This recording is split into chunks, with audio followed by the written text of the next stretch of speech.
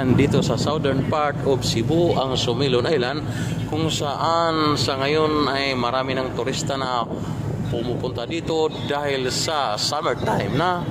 At sulit naman kung pupunta kayo rito dahil ang Sumilon Island ay malapit lang naman sa napakasikat na boatanding place, ang Uslob, Cebu.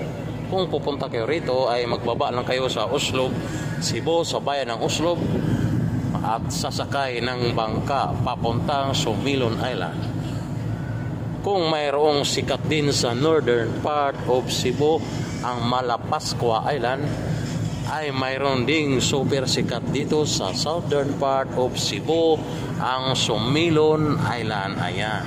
Pag nakapunta kayo rito, masasabi nyo, I shall return. Ayan mga lodi, maputi na maputi ang buhangin.